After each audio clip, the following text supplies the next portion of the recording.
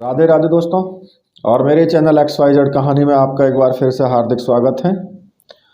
और देखिए, इस चैनल पर मैं आपके लिए बहुत अच्छी अच्छी कहानियाँ लेकर के आता रहता हूँ। तो देखिए, कहानी को आप प्लीज़ पूरा देखिए, पूरा सुनिए उसको, तभी कुछ आपकी समझ में आएगा। और आज भी मैं आपके लिए जो कहानी लेकर के आया हूँ वो बहुत ही सुंदर एक कहानी है। देखिए, एक समय की बात थी। एक राजा था और उसकी एक रानी थी। उनके पास सिपाही, घोड़े, दास दासियां, धन दौलत सब कुछ था, सिर्फ उन्हें संतान नहीं थी। इसी कारण राजा रानी बहुत ही दुखी रहते थे। संतान प्राप्ति के लिए उन्होंने हर तरह का दान धर्म, धार्मिक अनुष्ठान, मंत्र जाप, व्रत, पूजा पाठ सब कुछ किए, लेकिन कोई फायदा नहीं हुआ। अब राजा रानी दोनों ही बुढ़ापे की ओर बढ़ते गए। बुढ़ापे की ओर बढ़ते गए तो होता है क्या कि कि दोनों गहन सोच में वो पड़ गए।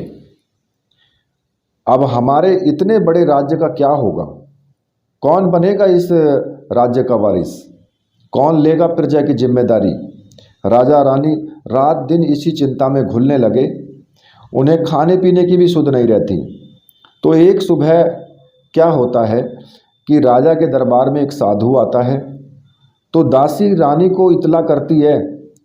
तब वह दासी से कहती है रानी कि यह मेरा अंतिम दान धर्म है, इसके बाद मैं अपने हाथों से कोई दान धर्म नहीं करूंगी। रानी चावल भरा छाछ हाथ में लेकर के बाहर आती है और साधु की झोली में भिक्षा डालने आगे बढ़ती है। तो उसके चेहरे पर छाई उदासी साधु की दृष्टि में आ जाती है। वह उससे पूछता है, रानी साहिबा क्या हुआ? आप क्यों इतनी उदास हैं? तब रानी साधु को जो है सारी हकीकत बता देती है और रोने लगती है। उस पर वह साधु कुछ पल गंभीर हो जाता है और कहता है, चिंता मत करना रानी साहिबा, आपकी संतान की इच्छा पूरी हो जाएगी। आपकी कोख से एक पुत्र जन्म लेगा। मात्र वह 14 साल तक ही आप लोगों को मिलेगा। उसके आगे वह इस मृत्यु लोक में नहीं रह पाएगा। इससे बढ़कर आपको कुछ देना मेरे लिए संभव नहीं है। अपनी बात पूरी करते उसने अपनी झोली में हाथ डाला, थोड़ी सी भभूत निकालकर रानी को दे दी और कहा, आप और महाराज दोनों इससे बांटकर ग्रहण करना, तुम्हें जल्दी ही पुत्र प्राप्ति होगी। इतना कहकर राजू अपनी राह पर, जो साधु था वो अपनी राह पर चला गया। उसके जाने के बाद रानी सोचने लगी, 14 साल ही सही, उतने समय के लिए तो हमें पुत्र मिलेगा, यही काफ़ी है। उतने साल तक मैं उसे जी जान से बड़ा करूंगी, उसे ढेर सारा लाड दुलार करूंगी, अपनी संतान की मुराद पूरी करूंगी। उस रात अपना सारा राजकाज खत्म करके राजा जब रानी के महल में गए तो रानी ने क्या किया, राजा को सारी बात बताई। साधु की दी हुई भभूति राजा को दिखाकर बोली, साधु महाराज ने यह भभूत हम दोनों को ग्रहण करने के लिए कहा है। राजा बोले, इतना दान धर्म किया, जप तप किया, कोई फल नहीं मिला, अब इस भभूत से क्या हमें संतान प्राप्त होगी? उस पर रानी बोली, जब इतना सब कुछ किया तो अब यह भी सही, खामखा उस साधु के क्रोध को और बुलावा दें हम। अब राजा को अब किसी की बात पर विश्वास नहीं था, लेकिन पत्नी को दुख न पहुंचे इसलिए वह राजी हो गया। राजा राजी हो गया और तो फिर क्या होता, दोनों राजा रानी जो थे दोनों नहाते धोते, फिर अपने भगवान का स्मरण करते, अपने पुरखों का स्मरण करते और उस साधु महाराज का नाम स्मरण करके वो भभूत जो है बांट कर दोनों खाते। इसके बाद दोनों निश्चिंत होकर सो जाते। तो कुछ दिन गुजर जाते हैं और साधु द्वारा कहे अनुसार रानी गर्भवती हो जाती है। उस पर राजा रानी दोनों की खुशी गगन में नहीं समाती। राजा रानी से बोला, महारानी सचमुच साधु महाराज की कृपा हो गई। अब तो 9 माह 9 दिन और 9 घंटे पूरे होकर रानी ने एक सुंदर गोरे चिट्टे पुत्र को जन्म दिया। राजा ने बड़ी धूमधाम से पुत्र का नामकरण किया। सारे राज्य में 8 दिन तक अन्न समर्पण चलता रहा, उत्सव मनाया गया। अब पुत्र की कुंडली देखने के लिए राज्य के सबसे बड़े विद्वान पंडित को बुलाया। तो कुंडली देखकर पंडित जी बड़े चिंतित हो गए। कहने लगे, महाराज, आपका राजपुत्र सिर्फ 14 साल तक हमारे पास रहेगा। राजा को इस बात की भनक थी, रानी को भी साधु महाराज की बात याद थी। दोनों चुप हो जाते हैं। उसके बाद राजा और रानी बड़े लाड प्यार से बेटे की परवरिश करते हैं, उसकी हर ख्वाहिश पूरी करते हैं। थोड़े समय के लिए ही सही भगवान ने संतान की उनकी मुराद तो पूरी कर दी, इससे वे समाधान मानते हैं। अब राजपुत्र दिन प्रतिदिन बड़ा होता है। जब वह 7 साल का हो जाता है तो राजा एक अच्छे गुरु की नियुक्ति करके उसे पढ़ाई लिखाई, राजशास्त्र, शस्त्र विद्या, घुड़सवारी आदि 12 विद्याओं की शिक्षा देते हैं। जब वह सब शास्त्र विद्या में पारंगत हो जाता है और 12 साल की उम्र का हो जाता है, तब एक अच्छी सी राजकन्या खोजकर उसकी शादी कर देते हैं। तो 2 और साल बीत जाते हैं। बेटा 14 साल का हो जाता है। एक दिन राजपुत्र राजा से बोला, पिताजी, मैं अपना सारा राज्य घूम कर देखना चाहता हूँ। आज तक मैंने सिर्फ इस रजवाड़े के अतिरिक्त कुछ भी नहीं देखा। अब बेटे की बात सुनकर के राजा चिंतित हो जाता है, क्योंकि पुत्र को 14वां साल शुरू हो गया था। अब कोई अनहोनी होने का वक्त नज़दीक आ पहुंचा था, लेकिन राजा ये सब बातें पुत्र को बता नहीं सकता था। वह क्या करता है कि चेहरे पर खुशी ला करके बेटे से कहता है, हाँ हाँ जरूर जाओ बेटा, तुम्हें सारा राज्य घूमकर देखना चाहिए, कहाँ क्या है यह सब जानना चाहिए। कल मेरे बाद तुम्ही को तो राजा बनना है। मात्र एक बात का ध्यान रखें, तुम जहाँ जा रहे हो, क्या कर रहे हो, यह बात अपनी पत्नी को नहीं बताना। पुत्र कहता है, ठीक है पिताजी, आपने जो कहा मैं वैसा ही करूँगा। तो होता क्या है कि राजपुत्र दिन भर अपनी पत्नी के साथ मौज मस्ती करता है, खुशियां मनाता है और रात को ठीक 12 बजे बिस्तर से उठकर बाहर चला जाता है। फिर सुबह होने से पहले ही वापस अपने महल में आकर के सो जाता है। ऐसा बहुत दिनों तक चलता रहा। अब पुत्र का 14वां साल खत्म होने में कुछ दिन ही बाकी रहते हैं। इतने में क्या होता है कि उसकी पत्नी यानी जो छोटी रानी रात में जाग जाती है। वह देखती है कि बिस्तर पर राजपुत्र नहीं है। वह महल में सब जगह देखती है तो राजपुत्र कहीं भी नजर नहीं आता। तो वह क्या करेगी, किससे कहेगी? वह चुपचाप रहती है। फिर भोर सुबह होने पर वो देखती है कि उसका पति अपनी जगह सोया हुआ है। वह पति से कुछ नहीं पूछती, लेकिन दूसरी रात भी वैसा ही होता है, तीसरी रात, चौथी रात, ऐसे बहुत दिनों तक चलता रहा। रानी बहुत ही चिंतित हो जाती है।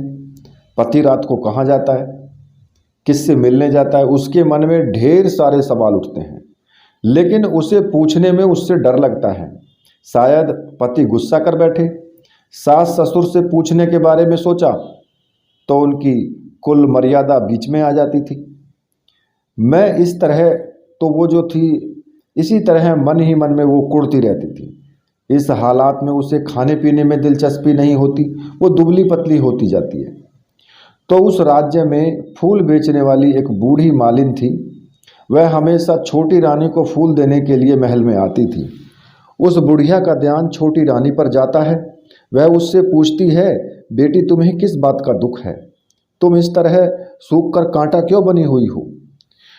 उस पर रानी कहती है, क्या बताऊं तुम्हें अम्मा, तुम्हारा राजपुत्र हर रात बिस्तर पर से उठ कर के कहीं चला जाता है और सुबह होने पर वो वापस आकर सोता है। वह कहाँ जाता है, प्रेमिका से मिलने जाता है क्या, यह सोचकर मैं अन्न जल ग्रहण नहीं कर पाती और इस तरह सूख सूख करके कांटा बन गई हूँ। बुढ़िया सब बात सुनकर उसे एक उपाय बताती है, तो बेटी ऐसा करना, आज रात तुम सोना मत, उसके पीछे जाकर देखना कि वह कहाँ जाता है, क्या करता है, उसकी अच्छी तरह से पहरेदारी करना। पर मुझे नींद आ गई तो तुम्हें नींद ना आए इसलिए एक काम करना, अपने बाएं हाथ की उंगली में एक जख्म करना, उस पर थोड़ी सी मिर्च छिड़कना, उससे तुम्हें बड़ी जलन होगी और उस पीड़ा से तुम्हें रात भर नींद नहीं आएगी। अब रानी बुढ़िया के कहे अनुसार काम करती है। उंगली की जलन से उसे काफ़ी देर तक नींद नहीं आती, लेकिन बाद में वो फिर सो जाती है। और दूसरे दिन सुबह बुढ़िया फूल लेकर उसके महल में पहुंचती है तो पूछती है, क्या हुआ बेटी, देख पाई क्या, पति कहाँ जाता है? तो रानी कहती है, नहीं अम्मा, पहले कुछ समय जलन के कारण मुझे नींद नहीं आई, पर कुछ देर पश्चात मैं सो गई। बुढ़िया कहती है, कोई बात नहीं, आज तुम उंगली पर पहले से थोड़ा ज़्यादा जख्म करना और ज़्यादा मिर्च लगाना। तो रानी वैसे ही करती है, परंतु वो सिर्फ पति के बिस्तर से उठकर बाहर निकलते वक्त तक जाग पाई। वह उसके पीछे नहीं जा सकी, क्योंकि उसकी आंखें उस समय तक मुंद गई थी। अब दूसरे दिन फिर बुढ़िया आती है तो उससे पूछने से पहले ही रानी कहने लगती है कि अम्मा आज भी उसकी पहरेदारी ठीक तरह से नहीं कर पाई। बुढ़िया कहती है, रोना नहीं बेटी, सब कुछ ठीक हो जाएगा, तुम आज रात जख्म और बड़ा करना और उस पर ज़्यादा मिर्च छिड़कना, और एक काम करना बेटी, वह जब जाने के लिए निकलता है तो उसका रास्ता रोकना। बुढ़िया ने ऐसा बताया, रानी वैसा ही करती है। रात को जब उसे नींद नहीं आती तो पति रात 12 बजे बिस्तर से उठकर जब महल से निकलने के लिए चलता है तो वो बुढ़िया ने जैसे बताया था वैसे ही करती है। दौड़कर जाकर के पति का रास्ता रोकती है और कहती है, कहाँ जा रहे हो, किससे मिलने जा रहे हो, मुझे बताओ। राजपुत्र उसे समझाने की बहुत कोशिश करता है। देखो, अगर मैंने तुम्हें वह सब बताया तो मैं तुम्हें दोबारा नहीं मिल पाऊंगा। कोई बात नहीं, न मिल पाओ, लेकिन आप रात के समय कहाँ जाते हो यह मुझे पहले बता दीजिए। राजपुत्र जो है वो परेशान हो जाता है। पत्नी की जिद के आगे उसकी एक नहीं चलती। ठीक उसी समय उसका 14वां साल जो था वो ख़त्म होकर 15वां साल लगने वाला था। जो होता है वह हो जाने दो, वह सोचता है और कुछ चावल मंत्रों से सिद्ध करके पत्नी को देकर कहता है, इन चावलों के दानों को दोनों हाथों की मुट्ठी में पकड़ना, पहले दाएं हाथ में पकड़े चावल मेरे ऊपर फेंकना, मैं कौन हूँ तुम्हें पता चल जाएगा। बाद में बाएं हाथ में पकड़े चावल मेरे ऊपर फेंकना, मैं जैसा था तुम्हें मिल जाऊंगा। लेकिन यदि तुम बाएं हाथ के चावल मेरे ऊपर फेंकना भूल गई तो मैं तुम्हें कभी नहीं मिल पाऊंगा, नहीं भूलूंगी। रानी बड़े आत्मविश्वास के साथ कहकर दाएं हाथ के पकड़े चावल पति के ऊपर फेंक देती है तो राजपुत्र एकदम एक विशाल घोड़ा बन जाता है। एकदम उम्दा सफ़ेद गर्दन पर लंबी आयाल, देखते देखते वह तेजी से दौड़ने लगता है। रानी उस घोड़े को देखकर एकदम से देख करके भौचक्की हो उठती है और पति ने बाएं हाथ के चावल फेंकने की जो बात कही थी वह भूल जाती है। उसकी आंखों के सामने घोड़ा महल से बाहर निकलकर चला जाता है। घोड़ा जो महल से बाहर जाता है तो वापस नहीं आता। अब रानी को बड़ा पश्चाताप होता है, वह स्वयं को कोसने लगती है, लेकिन अब उसका क्या फ़ायदा, अब तो वो कुछ होने वाला ही नहीं है। राजपुत्र अब वापस आने वाला नहीं था। सुबह होते ही महाराजा महारानी को सब बात पता चल गई तो उन्हें बहुत दुख हुआ। वे बिस्तर पकड़ लेते हैं और राह देखते हैं कि एक दिन उनका बेटा वापस आ जाएगा। इसी तरह 1 महीना गुजरता है, 2 महीने गुजरते हैं, 3 महीने गुजरते हैं, आखिर 6 महीने पूरे गुजर जाते हैं। राजपुत्र का कहीं कोई अता पता नहीं लगता। प्रधान राजपुत्र को ढूंढने के लिए गांव के सिपाही जो थे शहर के, वो सिपाहियों को जगह जगह भेजा जाता है, लेकिन उन्हें भी सफलता नहीं मिलती।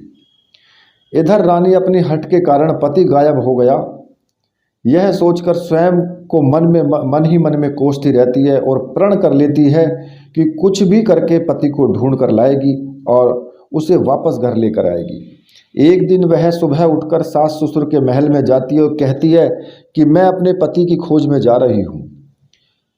राजा रानी को और क्या चाहिए था, कुछ भी करके उनका बेटा उन्हें वापस मिलना चाहिए था। वे बहू को जाने की अनुमति देकर कहने लगे कि बेटी, तुम्हें जो चाहो सो करो, जहाँ जाना है वहाँ जाओ, लेकिन मेरे बेटे को वापस लेकर आओ, भगवान तुम्हें कामयाबी दे। अब रानी क्या करती है कि वो अपना शाही वेश बदल करके एक सेठानी बन जाती है। कुछ दास दासियों को, कुछ नौकरों को साथ में लिया, कुछ सामान साथ लिया और राज्य की सीमा पर जाकर वहाँ एक भोजनालय खोल दिया। वहाँ आने वाले सभी यात्रियों को खाना मुफ्त में देने लगी वो। मात्र एक शर्त रखी कि खाने वाले को उसकी देखी कोई अजीब चीज़ उसकी मालकिन को यानी राजकन्या को बतानी पड़ेगी। तो वहाँ आने वाला हर नागरिक अपनी तरफ से मैंने यह देखा, मैंने वह देखा कहकर वहाँ से मुफ्त का भोजन खाकर चला जाता, परंतु रानी को जो बात चाहिए थी वो अब तक नहीं मिली। ऐसे ही कुछ दिन बीत गए तो इधर क्या होता है कि रानी के महल फूल लेकर जो जाने वाली बुढ़िया थी, उसके एक बेटा और एक बहू थे। उनका एक छोटा बेटा था, यानी बुढ़िया का एक पोता था। तो बेटा और बहू सुबह काम के लिए कहीं निकले थे, तो पोते को संभालने की जिम्मेदारी बुढ़िया पर रहती थी। बुढ़िया दिन भर पोते को संभालती थी। एक दिन क्या होता है कि बुढ़िया को पान खाने की आदत थी, तो पान लगाने के लिए चूना चाहिए था। वह उसे तैयार करने के लिए सीपियाँ लेकर आई। इन सीपियों भूनने के लिए गोबर के कंडे चाहिए थे।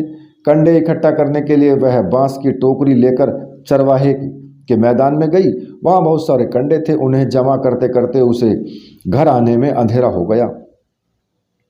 इस ओर शाम होते ही काम से वापस बेटा बहू दोनों घर पहुँचे। उन्होंने देखा कि बच्चा घर पर अकेला है, रो रहा है। वे दोनों गुस्से से लाल पीले हो गए। इतने में बुढ़िया घर आ पहुंची। बेटा ने पूछा, पोते को घर छोड़कर अकेला कहाँ चली गई थी? बुढ़िया बताने लगी कि मैं गोबर के कंडे इकट्ठे करने गई थी। इस पर बेटा बोला, दोबारा बच्चे को अकेला घर छोड़कर यदि कहीं गई तो मैं तुम्हें बहुत पीटूंगा। बुढ़िया कहने लगी, नहीं बेटा, फिर कभी ऐसा नहीं करूंगी। लेकिन दूसरे ही दिन बुढ़िया वह बात भूल गई और फिर चरवाहे के मैदान पर कंडा इकट्ठे करने चली गई। शाम को जब बहू बेटा काम से वापस लौटे तो देखते क्या कि बच्चा अकेला है, रो रहा है। अब उसके बेटे की सहन शक्ति खत्म होने लगी और बुढ़िया के वापस आने पर उसे घर से निकाल दिया। बुढ़िया रात भर घर के बाहर अंधेरे में बैठी रही और सुबह होते ही हाथ में टोकरी लेकर कंडा इकट्ठा करने के लिए निकल गई।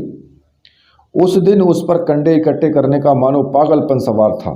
कंडे इकट्ठा करते करते कब अंधेरा छा गया उसे मालूम ही नहीं चला। उसे अब ध्यान आया तो गांव का रास्ता भी ठीक तरह से दिखाई नहीं दे रहा था। वह अंधेरे में आंख फाड़कर देखती देखती किसी तरह आगे निकल पड़ी। तो होता क्या है कि एक कपिला गाय छन छन की आवाज़ करती, गले की घंटी बजते ठुमक ठुमक उस मैदान में आ गई। उसे देखकर बुढ़िया सोचने लगी कि इस गाय के पीछे पीछे जाऊं तो गांव तक पहुंच जाऊंगी।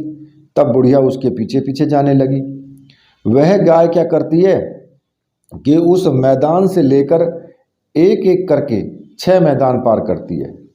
आखिर में वो जब 7वें मैदान पर पहुंचती है तो वहाँ क्या होता है कि उस मैदान पर एक बड़ा सा पत्थर है। गाय जाकर उस पत्थर को अपना सींग मारती है। सींग मारो तो वह पत्थर दूर हट जाता है और पाताल में जाने की सीढ़ियाँ दिखाई देने लगती हैं। तब वह गाय उन सीढ़ियों से नीचे जाने लगी। बुढ़िया यह सब देखती रही और झट जाकर गाय की पूंछ को उसने पकड़ लिया। पूंछ पकड़कर वह गाय के नीचे पाताल लोक में पहुंच गई। पाताल में पहुंचते ही तुरंत गाय की पूंछ छोड़ दी और इधर उधर देखने लगी। वहीं से बुढ़िया ने देखा कि पाताल में सब जगह जगमगाहट है, दिया दीपक जलते हैं और तेज रोशनी गाय के ऊपर पड़ती है। तो वहाँ अद्भुत घटनाएं घटी। गाय के नीचे जाते ही उसके गले में अपने आप सांकल पड़ गई और छम छम करके कोई जो दूध निकालने वाला था वो गाय का दूध निकालने लगी, लेकिन जो भी कोई वह कर रहा था वह मात्र दिखाई नहीं दे रहा था।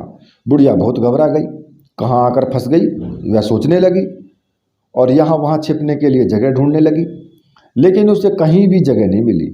हर जगह उजाला ही उजाला था। तो वह यूं एक कोने में खड़ी रह गई और जो कुछ सामने हो रहा था उसे चुपचाप देखने लगी।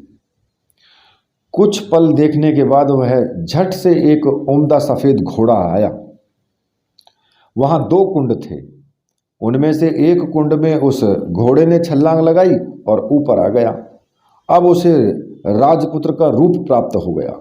राजपुत्र बनने के बाद उसने दूसरे कुंड के पानी में स्नान किया, वहाँ रखे नए कपड़े पहने, नज़दीक एक सुंदर पलंग था, उस पर आकर के वो बैठ गया। उसके सामने अपने आप 5 पकवानों की थाली आ गई, दूध की एक प्याली आ गई, पान सुपारी आ गए, उसमें सामने एक दिया जलता रहा। राजपुत्र ने खाना खाया, दूध पिया, सुपारी पान खाया और बिस्तर पर लेट जाने से पहले सूर्यदेव का स्मरण करके सामने जलते दिए से पूछा, दिए दिए दीपंकर, मेरे माता पिता क्या कर रहे हैं? दिया बताने लगा, बेटे के शोक में डूबे हैं। राज्य कौन संभाल रहा है? राज्य प्रधान संभालता है। मेरी पत्नी क्या करती है? उसने चरवाहे पर भोजनालय शुरू किया है और आते जाते लोगों से वह नई खबर के बारे में पूछती है। दिए के ये कहते ही राजपुत्र कहने लगा, ठीक है। उसके बाद वो सो गया। बुढ़िया कोने में खड़ी देखती रही ये सब। ऐसी अद्भुत घटना उसने जिंदगी में पहली बार देखी थी। उसने अंदर ही अंदर चुलबुलाहट होने लगी। वह अपनी भूख प्यास भूल गई और आगे क्या होता है कि उसे उत्सुकता से उसे देखने लगती है। लेकिन उसके बाद और कुछ घटनाएं नहीं घटती। रात गुजर गई, सुबह हो गई। सुबह होने पर पलंग पर सोया राजपुत्र उठा और फिर से उसने पहले वाले कुंड में छलांग लगाई। तो अब वो फिर से जो घोड़ा बनकर कुंड से बाहर आ गया। बाहर आते ही वह तेजी से उस पाताल नगरी से बाहर निकल गया, लेकिन वह कहाँ गया बुढ़िया को कुछ पता नहीं चला। उसके बाद पहली रात की तरह कोई उस गाय का छमछम दूध निकालने के लिए आया। जैसे ही दूध धोना जो खत्म हुआ, उसके गले में साकल अपने आप खुल गई और वो गाय तेजी से ऊपर जाने वाली सीढ़ियों की ओर भागने लगी। गाय को दौड़ते देख बुढ़िया सोचने लगी, अब गाय के साथ यहाँ से ऊपर जाना ही समझदारी है, नहीं तो कोई मुसीबत आकर मेरे ऊपर टपक जाएगी। झट से उसने गाय की पूंछ पकड़ ली और गाय के साथ ऊपर आ गई। गाय जब ऊपर मैदान में पहुंची तो उसे सुरंग का रास्ता अपने आप बंद हो गया और उसके मुख पर एक बड़ा सा पत्थर अपने आप वो खड़ा हो गया। उधर आकर जब गाय जंगल की ओर निकल गई तो इधर बुढ़िया एकदम बावली सी हो गई। उसने पाताल नगरी में जो कुछ देखा वह जल्द से जल्द किसी को बताने के लिए उतावली हो उठी। उसे एकदम याद आया कि नगर की सीमा पर एक औरत भोजनालय चलाती है और कोई नई बात बताने वाले को अच्छा खाना पीना मुफ्त में देती है। वह सोचने लगी कि क्यों न मैं यह बात उस औरत को जाकर बताऊं। यदि उसे यह बात पसंद आ गई तो बाकी जीवन खाने पीने के झंझट से मुक्ति मिलेगी। बुढ़िया ने मन ही मन में तय किया और तुरंत ही भोजनालय के द्वार पर टंगे नगाड़े के सामने खड़ी हो गई और जोर जोर से नगाड़ा बजाना शुरू कर दिया। नगाड़े का इस तरह शोर सुनकर मालकिन यानी कि छोटी रानी मन में प्रसन्न हो जाती है कि शायद कोई बड़ी बात लेकर यहाँ आया है। रानी सिपाहियों को आदेश देती है, जाइए और जो कोई आया है उसे अच्छी खातिरदारी कीजिए। आदेश पाते ही सिपाही नीचे दौड़ गए तो एक बुढ़िया नगाड़ा बजा रही थी। उन्होंने पूछा, क्यों री बुढ़िया, क्या हुआ, क्यों नगाड़ा बजा रही हो? बुढ़िया बोली, कुछ नहीं बेटा, यहाँ खाना मिलता है ना, इसलिए आई हूँ। खाना चाहिए, मिलेगा, लेकिन तुम्हें कोई नई बात बतानी पड़ेगी। हाँ बताऊंगी, एक बात मालूम है मुझे। इस पर सिपाही उसे अंदर लेकर आए। उसको मालकिन का आदेश था कि जो कोई बूढ़ा बुजुर्ग वहाँ आए उसके साथ अच्छी तरह से पेश आना, उसका अच्छा आदर सत्कार करना।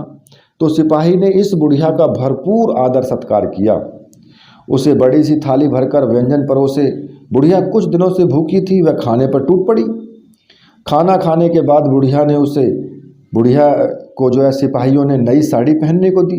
उसके बाद उसे लेकर के रानी के पास गए। बुढ़िया और रानी ने तुरंत एक दूसरे को पहचान लिया। बुढ़िया बोली, बेटी तुम? और रानी बोली, अम्मा तुम? बड़ी देर तक दोनों भली भांति की तरह बात करती रहीं। आखिर कुंवरनी बुढ़िया से कहने लगी, अम्मा अब बताओ तुमने क्या नई बात देखी? नई बात? मैंने कोई नई बात देखी नहीं। वह तो मेरे पास तुम्हें देने के लिए खाने के पैसे नहीं थे, इसलिए मैंने झूठ कहा और नगाड़ा बजाया। रानी ने कहा, अम्मा घबराना नहीं, मैं किसी को तुम्हारा नाम नहीं बताऊंगी। फिर भी बुढ़िया मैंने क्या देखा, कब देखा करके आनाकानी करने लगी। इस पर कुंवरनी ने कहा कि देखो अम्मा, यदि तुमने मुझे वह नई बात नहीं बताई तो जिंदगी भर मैं तुम्हारी देखभाल करूंगी। अगर तुमने वो बात मुझे बताई, तुम्हें रानी माता की तरह रखूंगी। अब बुढ़िया बताने को तैयार हो जाती है। उसने जो कुछ उस चरगाह वाले मैदान पर देखा था वह सब कुछ उस कुंवरनी को बता दिया। बुढ़िया की बातें सुनकर कुंवरनी को यकीन हो गया कि वह राजपुत्र उसी का पति है। वह तुरंत बुढ़िया से कहने लगी, अम्मा मुझे उस जगह पर ले चलो। नहीं बेटी, वह पाताल राज्य है, सांप हैं, यदि किसी ने तुम्हें देख लिया तो तुम्हारी जान खतरे में पड़ सकती है। लेकिन रानी उसकी एक बात नहीं सुनती। उसने उस जगह ले जाने के लिए हट करने लगी। आखिर में बुढ़िया ने उसका कहना मान लिया। कहने लगी, ठीक है, मैं तुम्हें वहाँ लेकर के चलती हूँ, पर आज नहीं कल। वहाँ जाना है तो शाम को ही जाना होगा। तो दूसरे दिन दोपहर को रानी बुढ़िया के साथ उस मैदान पर गई और एक जगह छुपकर गाय के आने की राह देखने लगी। दिन ढलते ही अंधेरा घिरने लगा और गाय हमेशा की तरह वहां आ गई। मैदान के उस कोने में जाकर उसने पत्थर पर सींग मारा तो झट से पत्थर हटकर वहां सुरंग में जाने का रास्ता खुल गया। गाय उस रास्ते से नीचे उतरने लगी तो बुढ़िया रानी से कहने लगी, जल्दी आगे बढ़ो बिटिया, हम गाय की पूंछ पकड़कर नीचे उतरेंगे।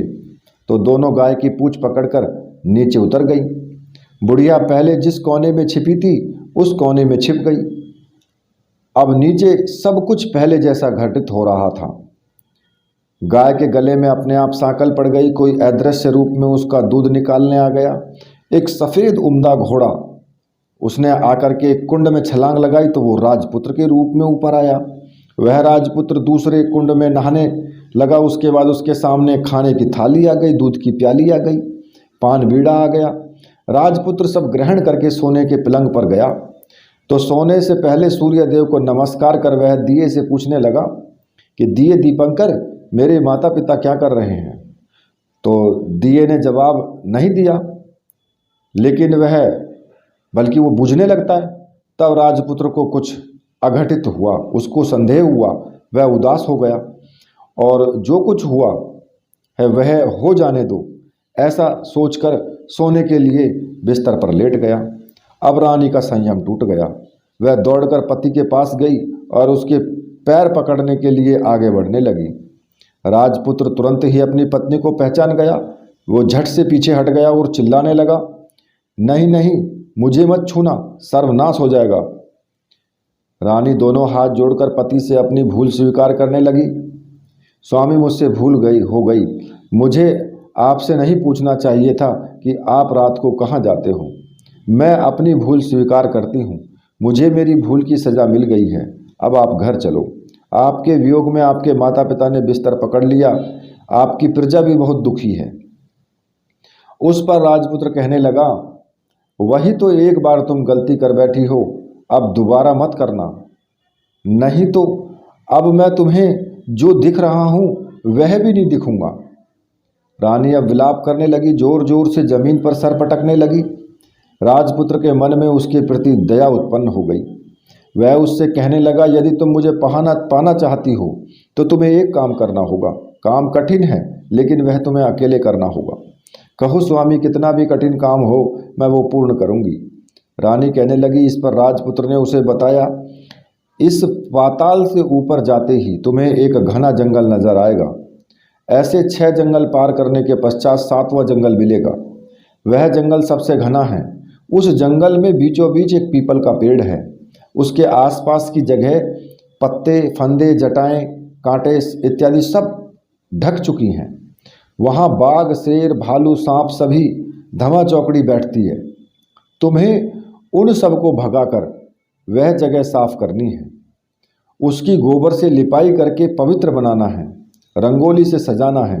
उसके बाद वहाँ धूप, कपूर, अगरबत्ती जलानी है। फूल कुमकुम से पेड़ के तने की पूजा करनी है। दूध दही से बने चावल का भोग लगाना है। ये सब तुम्हें दोपहर को 12 बजे से पहले करना है।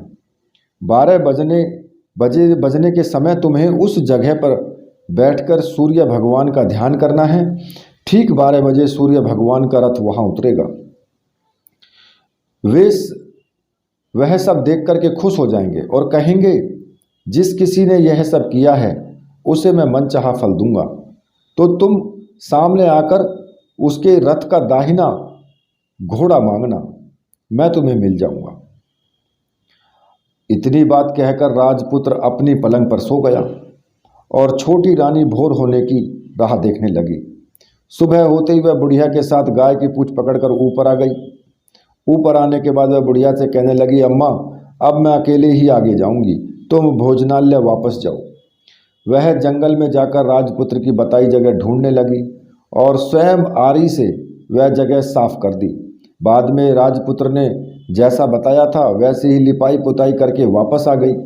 दूसरे दिन पौ फटने से पहले उठी और जंगल में उस जगह पहुंची वहां जाकर उसने गुलाब इत्र का पानी छिड़क करके वहां उसको सुगंधित किया। धूप दीप अगरबत्ती जलाकर उसे पवित्र किया और पूजा की सब सामग्री वहां तैयार रखकर भगवान सूर्य का ध्यान करने बैठ गई। जैसा कि पति ने बताया था, दोपहर को ठीक 12 बजे सूर्य भगवान का रथ उस पीपल के पेड़ पर आकर के रुका। सूर्य भगवान ने जब रथ से नीचे देखा तो सुगंधित वातावरण देखकर वो बहुत प्रसन्न हुए। फिर वो बोले, जिस किसी ने यह काम किया है वह यहाँ आकर आज मुझसे कुछ भी मांगे मैं उसे दे दूंगा। रानी ने जब ये शब्द सुने तो बिना समय गवाए दौड़कर उसके सामने आ गई और उसको साष्टांग नमस्कार करके बोली, भगवान वह मैं ही हूँ जिसने यह सब साफ किया है। अच्छा, तो तुम्हें जो चाहिए वो मांगो। भगवान मुझे आपके रथ का दाहिना घोड़ा चाहिए। सूर्य भगवान बोले, नहीं नहीं, मैं तुम्हें कुछ और भी दे सकता हूँ, लेकिन यह घोड़ा नहीं दे सकता। मेरे रथ के 12 घोड़े हैं, तुम चाहो तो कोई और घोड़ा मांग लो, लेकिन यह दाहिना घोड़ा नहीं, वह मैं तुम्हें नहीं दे सकता। छोटी रानी ने एक नहीं सुनी, वह सूर्य देव से एक ही बात कहती रही कि दाहिना घोड़ा दे दीजिए, नहीं तो मैं आपके पैरों में गिरकर अपनी जान दे दूंगी। अब सूर्यदेव संकट में पड़ गए। उन्होंने वचन दे दिया था, अब अपने वचन से पलट भी तो नहीं सकते थे। ठीक है, दे दिया तुम्हें ये घोड़ा, सूर्यदेव ने कहा। और फिर एक बात और कही, देखो मैंने तुम्हें घोड़ा तो दे दिया है, लेकिन वह तुम्हें यहाँ नहीं मिलेगा, तुम्हें उसे पाताल में जाकर के लाना होगा। रानी बोली, पाताल में ही क्या भगवान, मैं उन्हें पाने के लिए कहीं भी जा सकती हूँ। रानी को वचन देकर सूर्यदेव अपने मार्ग चले गए और इधर रानी जंगल से अपने भोजनालय में वापस आ गई। फिर वह बुढ़िया को लेकर उस मैदान पर आ गई। जल्दी से शाम हुई। शाम होते ही वहाँ गाय आ गई और उसने सींग मारकर सुरंग का पत्थर हटाया और नीचे उतरने लगी। रानी और बुढ़िया दोनों जल्दी जल्दी उसकी पूंछ पकड़ करके नीचे उतर गईं। नीचे पाताल में सब घटनाएं पहले की तरह ही घटने लगी। घोड़े का एक कुंड में नहाकर राजपुत्र बन जाना, नहा धोकर पलंग पर जाकर बैठना, तो उसने खाने की थाली, दूध की प्याली आना, पान बीड़ा आना। लेकिन आज एक नई बात घटी। आज 2-2 थाली, 2-2 दूध की प्याली और 2-2 पान बीड़े उसके सामने आए। वह कुछ नहीं बोला। अपने हिस्से की थाली खाकर, दूध पीकर, पान पीड़ा चबा करके वो सोने चला गया और हमेशा की तरह दिए से पूछने लगा, दिए दीपंकर मेरे माता पिता क्या करते हैं? दीपक ने बताया, वे दोनों तुम्हारे शोक में मरने की स्थिति में पहुंच गए हैं। ऐसा झट से उसकी आंख से आंसू टपकने लगे। वह पूछने लगा, दिए दीपंकर, मेरे राज्य कौन चला रहा है? तुम्हारा प्रधान जो है वो चला रहा है राज्य, और वह सब कुछ हड़प कर चुका है। वह प्रजा पर बहुत अत्याचार कर रहा है। यह सुनकर राजपुत्र को बहुत गुस्सा आया। वह गुस्से से अपनी मुट्ठी भींचने लगा। अब वह पूछने लगा, दिए दीपंकर, मेरी पत्नी क्या कर रही है? अब दीपक कुछ नहीं बोला, चुप रहा। अब रानी का संयम जवाब दे गया।